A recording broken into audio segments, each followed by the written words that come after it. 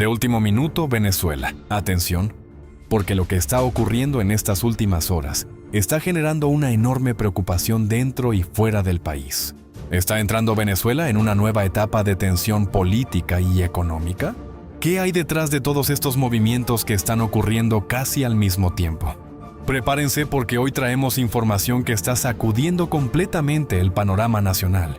Un fuerte incendio en una planta de gas de PDVSA en el lago de Maracaibo dejó varios trabajadores heridos y obligó a activar protocolos de emergencia mientras las autoridades investigan qué fue lo que realmente provocó este grave incidente. Las imágenes del siniestro han comenzado a circular y muchas personas se preguntan si esto evidencia nuevamente el deterioro de la infraestructura petrolera venezolana. Prensa latina. Pero eso no es todo. En medio de esta situación, Delcy Rodríguez sorprendió al reunirse con una delegación del Banco Mundial en busca de nuevas inversiones internacionales para Venezuela. Un movimiento que está dando muchísimo de qué hablar, porque ocurre justo cuando el país atraviesa uno de sus momentos más delicados en materia económica y política. Muchos analistas consideran que este acercamiento refleja la necesidad urgente del gobierno de buscar oxígeno financiero y recuperar confianza internacional. Y mientras todo esto sucede, nuevas declaraciones provenientes de sectores de la oposición están encendiendo todavía más el debate político. Mensajes que hablan de presión internacional, crisis interna y posibles movimientos que podrían cambiar el escenario venezolano en los próximos meses. La pregunta que muchos se están haciendo ahora mismo es esta: ¿estamos viendo simples acontecimientos aislados? ¿O realmente se está configurando un momento decisivo para el futuro de Venezuela? Porque cuando ocurren accidentes en instalaciones estratégicas, el gobierno busca inversiones internacionales y al mismo tiempo aumenta la presión política, es evidente que algo importante se está moviendo detrás del escenario. Así que ponte cómodo y quédate hasta el final, porque hoy vamos a analizar cada detalle de estas informaciones que están dejando a millones de venezolanos completamente sorprendidos. Lo que está ocurriendo ahora mismo podría tener consecuencias mucho más grandes de lo que muchos imaginan.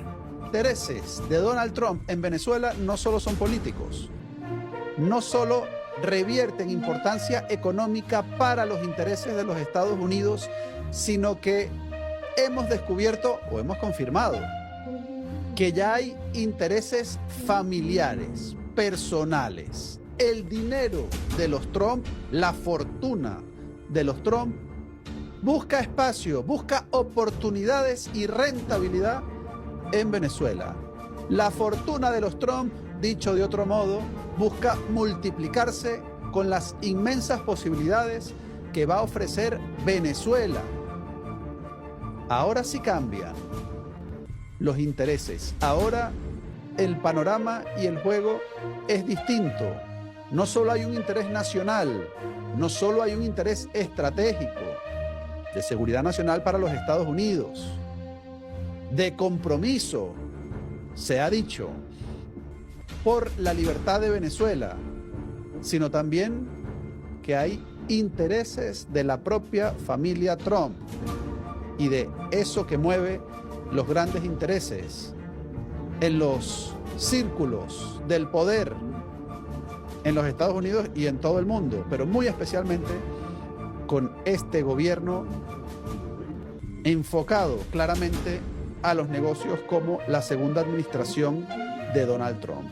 Y es que hoy el diario Financial Times nos aporta luz sobre los intereses de la familia Trump en Venezuela, con este titular: un pequeño grupo financiero cercano a la familia Trump impulsa un fondo de $200 millones para invertir en Venezuela.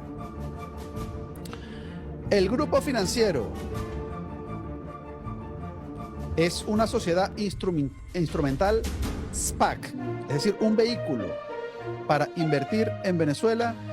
Quiere recaudar $200 millones para invertirlo al menos en compra de compañías en el país.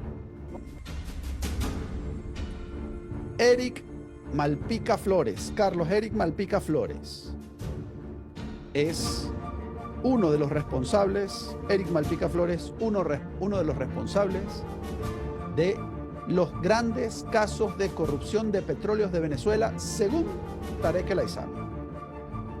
Y aquí entonces se hace ya notar la guerra de bandas, la guerra de clanes que terminó con Tarek El Aissami en una celda diminuta en Fuerte Tiuna y con Cilia Flores, Tarek William Saab y Nicolás Maduro torturándolo de acuerdo con los testimonios que ha ofrecido en esta segunda declaración. Voy a leer, es parte del resumen que me envían de esta segunda declaración de Tarek El Aissami.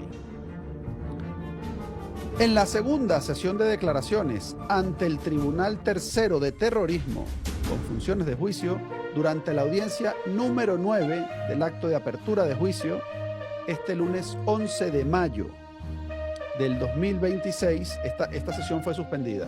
Aquí hay un error. Esto fue suspendida y se celebró el miércoles 13 de mayo, según, insisto, me han informado desde Caracas. Tarek El Aissami volvió a responsabilizar al fiscal general de la República, Tarek William Saab, a los fiscales Eddie Rodríguez, Farid Karim Mora y el juez Carlos Liendo por las torturas, el aislamiento prolongado, las humillaciones, las vejaciones y las violaciones de sus derechos humanos, violación a su derecho de defensa y presunción de inocencia y todos sus derechos constitucionales. En esta vista se aparta precisamente al fiscal señalado y acusado por Tarek El Aissami y por otros también acusados, procesados, imputados en este caso.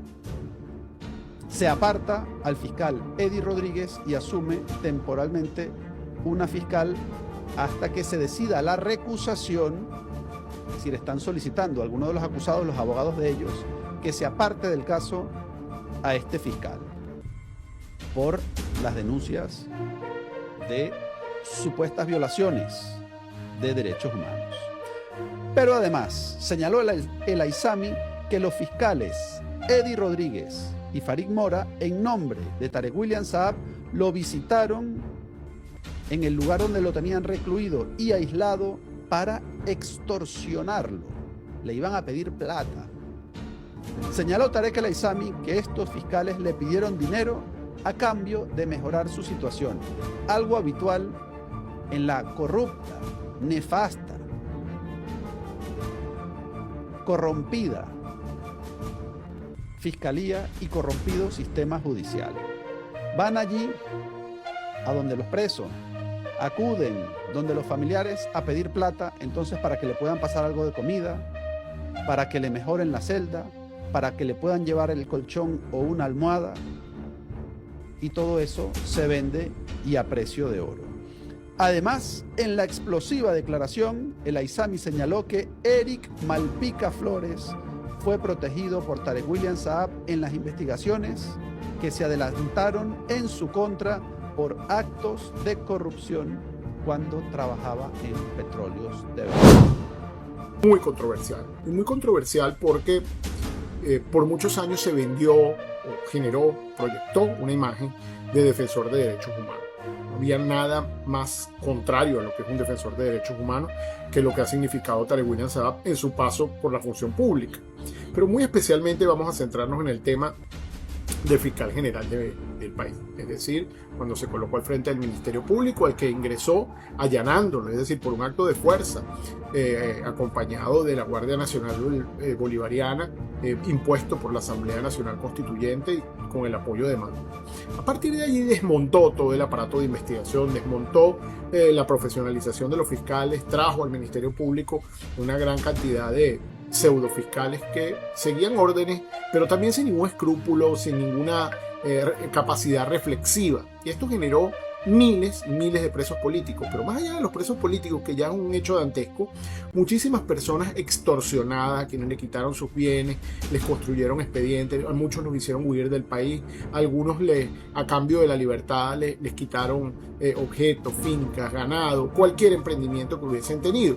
Y todo esto se ha venido develando con la caída de Tarek William Saab, es decir, una vez sale del cargo, las denuncias llueven en la Asamblea Nacional, llueven en el mismo Ministerio Público, ante la Defensoría del Pueblo, etc. Entonces, hay frente además las revelaciones recientes en el caso PDVSA Cripto y algunos otros casos, como en el caso Cancerbero y otros casos donde precisamente ha torturado él mismo, se encuentra el régimen ante una diatriba. ¿Qué hacer con Tarek William Saab? ¿Será que lo procesan? La gran dificultad que implica el procesamiento de Tarek William Saab es que en su etapa más oscura como fiscal general, su actuación fue siempre en coordinación con otros organismos, es decir, en colusión, en complicidad con otros organismos. Sacarlo a él y procesarlo penalmente, primero sería un reconocimiento de la mayoría de las denuncias que han hecho activistas de derechos humanos, hemos hecho algunos abogados, medios de comunicación, etc. Es decir, que efectivamente Tarek William Saab forjaba expedientes, extorsionaba desde el poder que venía detentando y generó un daño inmenso a miles y miles de venezolanos, pero a la credibilidad del sistema de justicia, y arrasó con todo. Pero eso no lo podía hacer solo. Y ahí uno de los grandes problemas al momento de su procesamiento. Vamos a ver el procesamiento de Tarek, qué implicaciones tiene, porque cuáles son los otros entes que estaban coludidos con él, es decir, que hacían parte de su planificación y de la ejecución de todos estos hechos dantescos, respecto de los cuales todos los días nos enteramos. La situación política en Venezuela está entrando en una fase de enorme tensión, incertidumbre y reacomodo de poder. Lo que ha ocurrido en los últimos días no son hechos aislados, sino piezas de un tablero mucho más grande que muestran que el oficialismo, la oposición y la comunidad internacional están moviendo sus cartas al mismo tiempo. Y cuando eso ocurre en Venezuela, significa que algo importante se está cocinando detrás del escenario. Uno de los acontecimientos que más ha llamado la atención fue la reunión de Delcy Rodríguez con una delegación del Banco Mundial para discutir inversiones internacionales y posibles mecanismos de cooperación económica. Diversos medios confirmaron que el encuentro estuvo encabezado por autoridades del Organismo Financiero Internacional y miembros del gobierno venezolano. Y aquí es donde comienza el verdadero análisis. Durante años, el discurso oficial del chavismo estuvo basado en atacar a organismos multilaterales como el Banco Mundial, el Fondo Monetario Internacional y otras instituciones financieras occidentales, acusándolas de representar intereses del capitalismo internacional. Sin embargo, ahora vemos al gobierno venezolano buscando acercamientos precisamente con esos actores financieros. ¿Qué significa esto? Que el modelo económico actual atraviesa una situación extremadamente delicada y necesita urgentemente capital externo para sobrevivir. El gobierno sabe que no puede sostener indefinidamente el aparato estatal únicamente con ingresos petroleros limitados, especialmente después del deterioro de PDVSA, las sanciones internacionales, la caída de producción energética y la pérdida de confianza de inversionistas extranjeros. Venezuela necesita inversión, crédito, estabilidad monetaria y reconocimiento financiero internacional. Y eso explica por qué Delcy Rodríguez aparece ahora enviando señales de apertura económica. Pero esta reunión también tiene una lectura política mucho más profunda. El chavismo entiende que necesita proyectar una imagen de estabilidad institucional ante el mundo. Necesita convencer a inversionistas y organismos internacionales de que Venezuela puede convertirse nuevamente en un destino económico atractivo. El problema es que existe un enorme obstáculo, la falta de confianza internacional. Y esa desconfianza no surge solamente por las sanciones. Surge también por décadas de denuncias de corrupción, opacidad institucional, persecución política y falta de seguridad jurídica. Ningún gran capital entra con tranquilidad a un país donde las reglas pueden cambiar de un día para otro. Por eso esta reunión con el Banco Mundial no debe verse únicamente como un encuentro económico. También es un intento del oficialismo por vender la idea de que Venezuela está entrando en una nueva etapa de normalización. Ahora bien, mientras el gobierno intenta mostrar estabilidad económica, al mismo tiempo continúan apareciendo nuevos escándalos ligados a corrupción dentro de las estructuras del poder.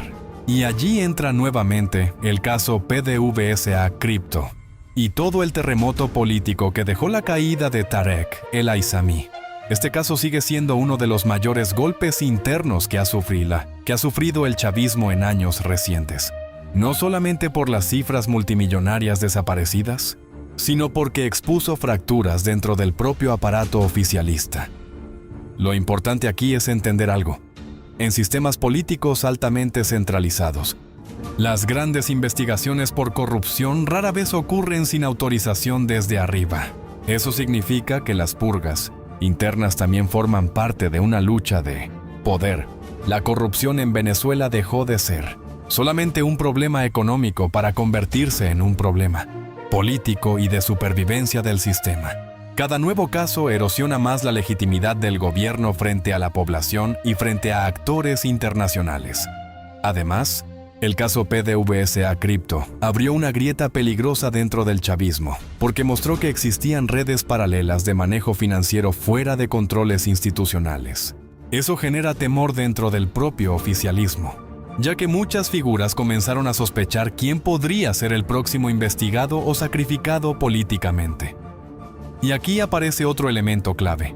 Tarek William Saab en las últimas semanas han resurgido cuestionamientos sobre el papel que ha desempeñado Saab como fiscal general y sobre presuntas prácticas de persecución política e interrogatorios ilegales relacionados con opositores y actas electorales.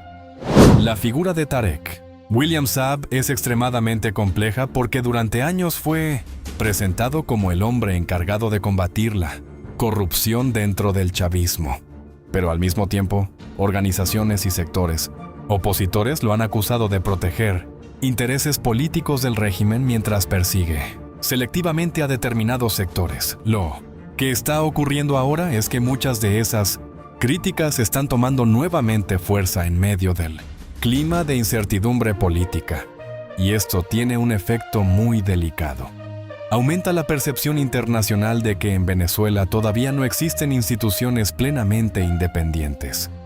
Y para un país que busca inversiones extranjeras, eso representa un problema enorme. Porque los inversionistas internacionales no solamente observan cifras económicas, también observan estabilidad judicial, seguridad política, transparencia y respeto institucional.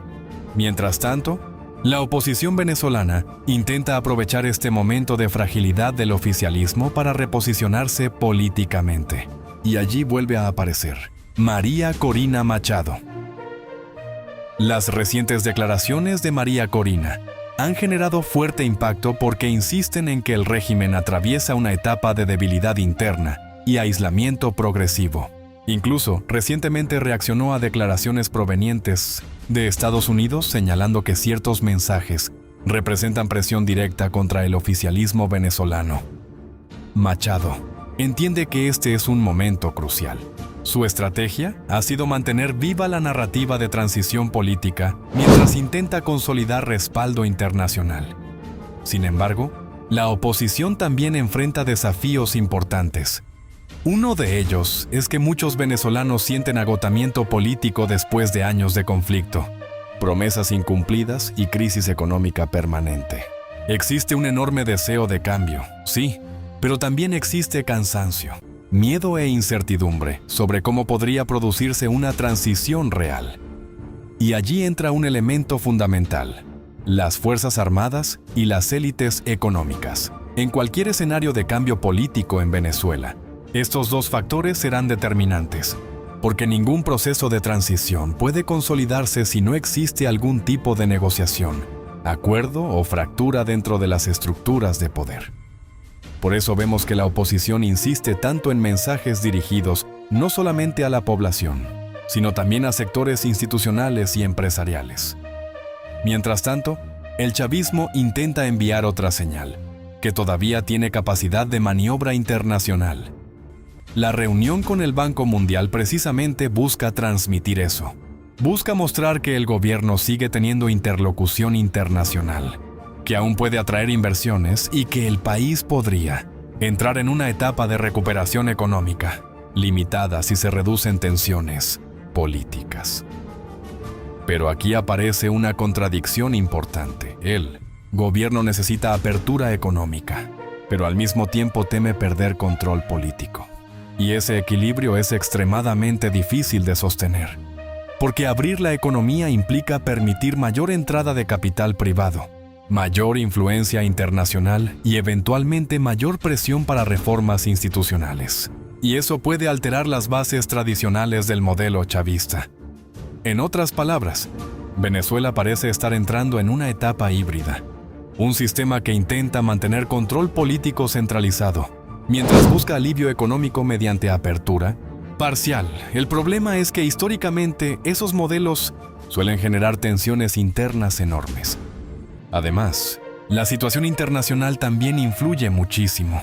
Estados Unidos, Europa y distintos actores regionales continúan observando a Venezuela como una pieza geopolítica estratégica, especialmente por el petróleo, la migración y la estabilidad regional. Y cualquier movimiento económico importante inevitablemente termina conectado con intereses políticos internacionales. Por eso cada declaración de María Corina Machado, cada movimiento de Delcy Rodríguez y cada investigación vinculada a corrupción adquiere tanta relevancia. No son hechos aislados. Son señales de una lucha de poder que sigue desarrollándose dentro y fuera de Venezuela. Y probablemente, el elemento más importante de todos es este. Nadie parece tener el control absoluto del escenario. El oficialismo intenta resistir y reorganizarse económicamente. La oposición intenta capitalizar el desgaste del régimen. La comunidad internacional busca estabilidad regional y acceso energético. Y la población venezolana continúa atrapada entre esperanza, incertidumbre y cansancio acumulado tras años de crisis. Lo que ocurra en los próximos meses dependerá de varios factores: la capacidad del gobierno para estabilizar la economía, la unidad real de la oposición, la presión internacional y, sobre todo, las tensiones internas dentro del propio chavismo. Porque muchas veces los grandes cambios políticos no comienzan desde afuera, sino desde fracturas internas dentro del poder. Y eso es precisamente lo que muchos analistas creen que podría estar ocurriendo ahora mismo en Venezuela.